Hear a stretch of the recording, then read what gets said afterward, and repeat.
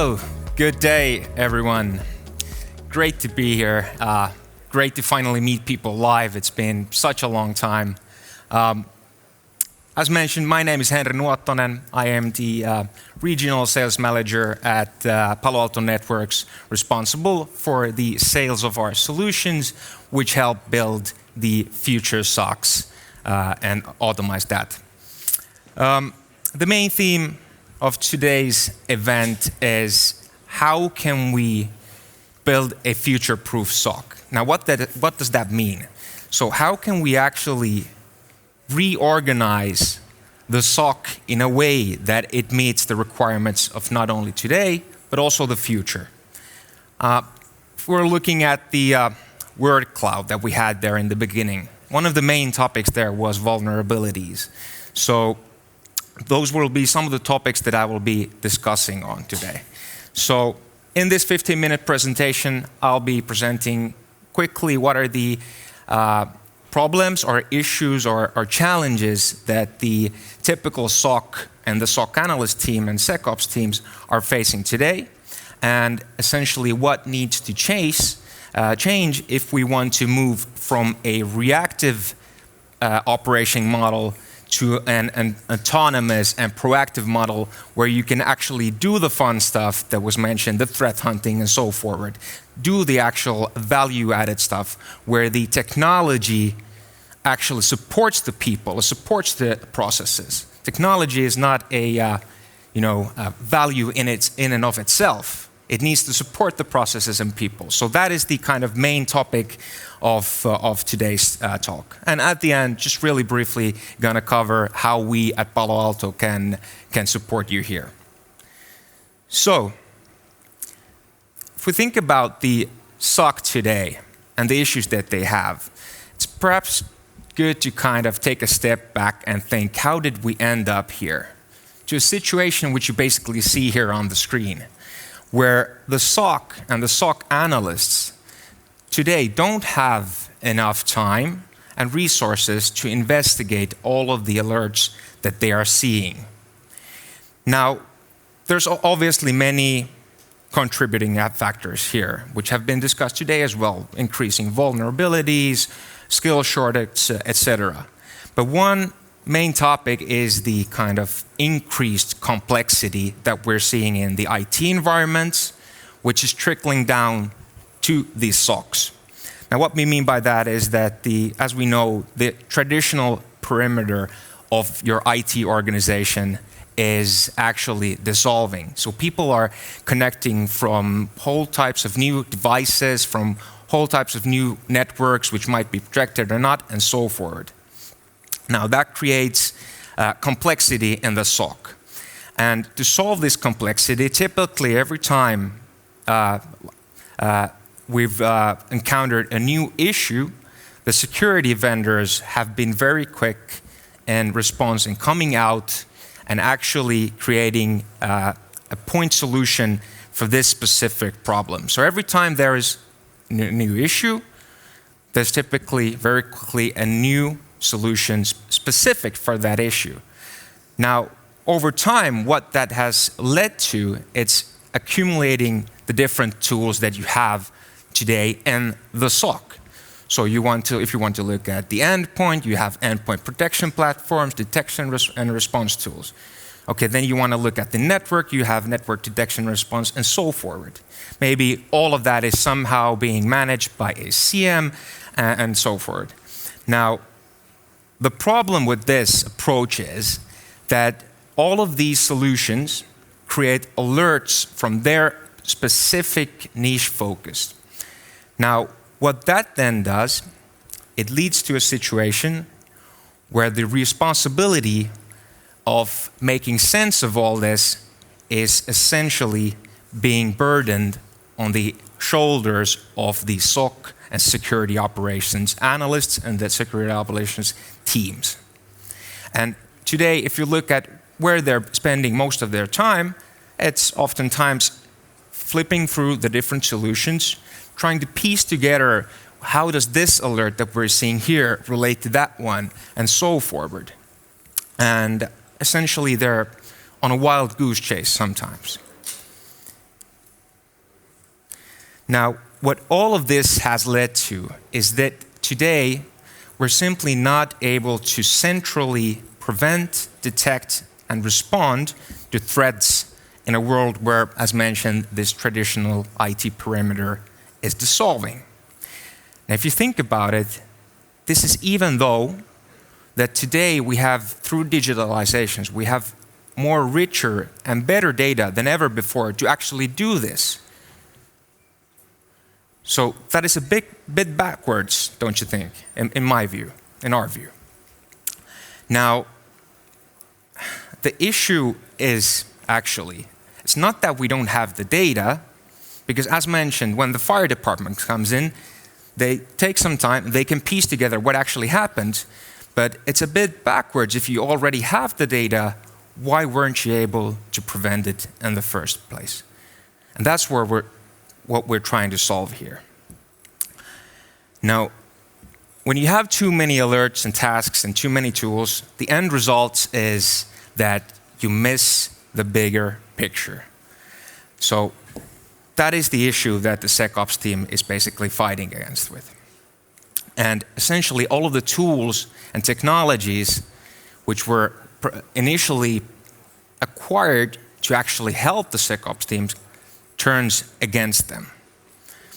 Now, if we consider that the pace of digitalization and the amount of data will not be reducing in the future, it's actually the opposite, obviously, as you can start to understand that you cannot solve these issues with continuously shooting out more and more point products to solve specific niche-focused issues. Now, if we think about, just really briefly, how the typical SOC has approached these issues that we saw in the previous slide. So typically there's kind of two schools of thought. They're not conflicting, but that might be the kind of main focus that different SOCs are taking. So the first one might be a kind of prevention first, detection first, and EDR first solution. Now, even though EDRs are very good solutions in detecting and preventing cyber breaches, for the reason that they give very rich data through the agents. But again, the issue there is that you're only focusing on one small niche area, which is the endpoint. Now, on the other side of the same coin, you have basically the CM approach, which was built to solve all of this.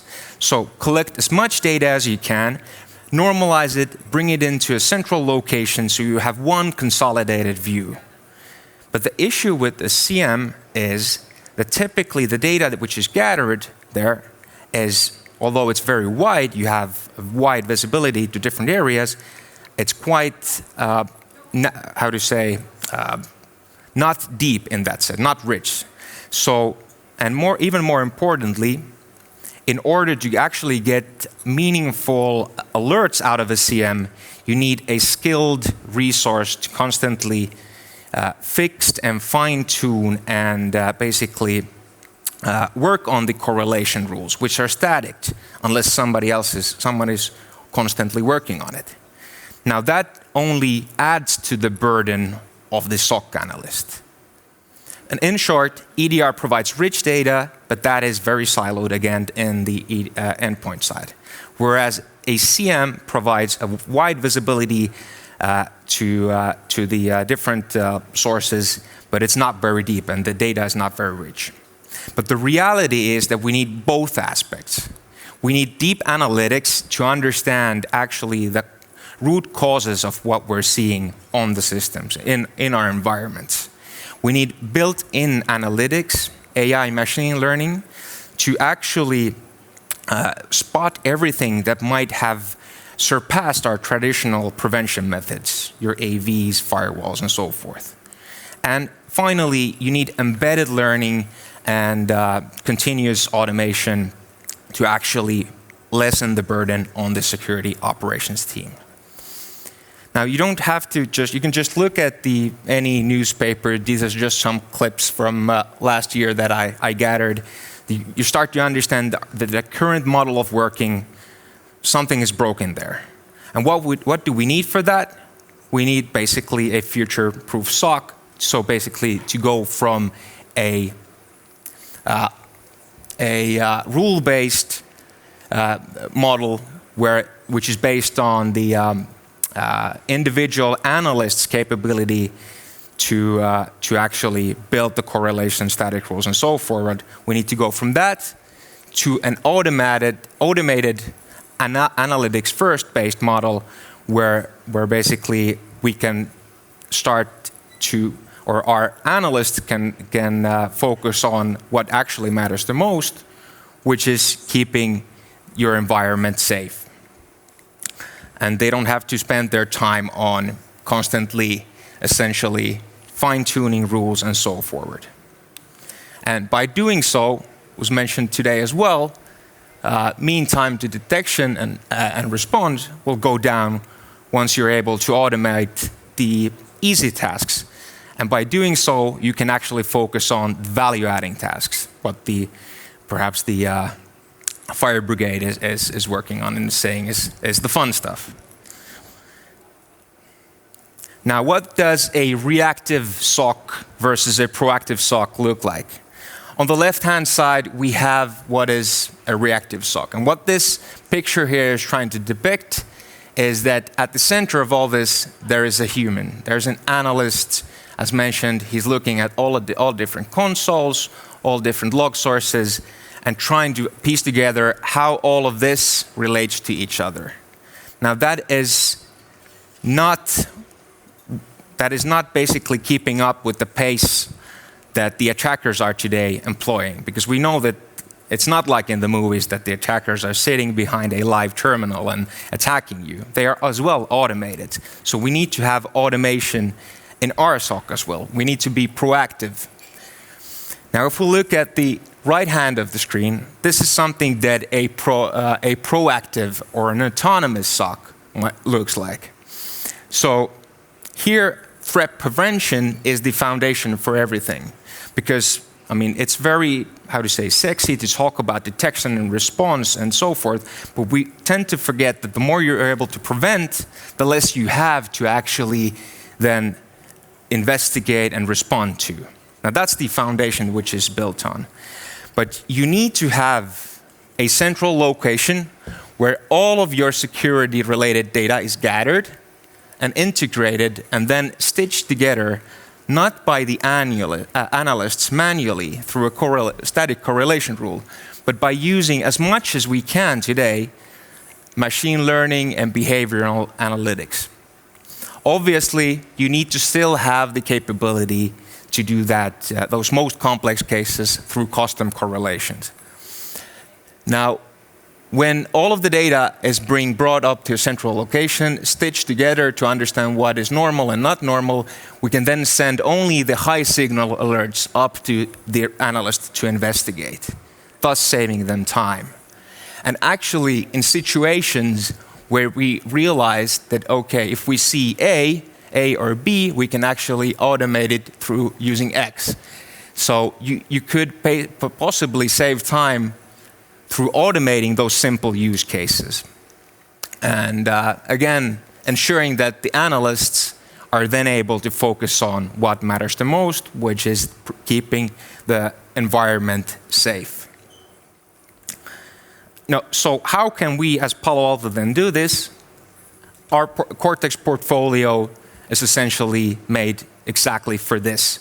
So our mission is to provide a single platform which provides you the prevention capabilities, the detection capabilities, investigation capabilities, as well as the response capabilities, and integrating all of that through automation. The idea is that by breaking down these silos between these solutions, we're able to better understand the full context of what has happened, and we can actually do that more quickly than through using manual labor and static correlation rules. By doing this, we can reduce the number of single events, and we can better understand the bigger picture. And at the end, through the use of automation, we're able to make the everyday life of a SOC or a SOC analyst and the security operations team that much more easier and effective. Thank you.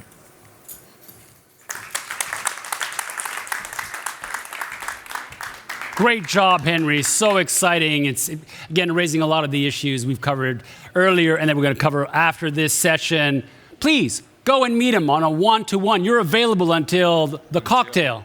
As long as the cocktails are As long as the cocktail lasts, he's here to answer questions. Thank you so much. Perfect. Thank you so much. Thank you. Give him a hand again, please.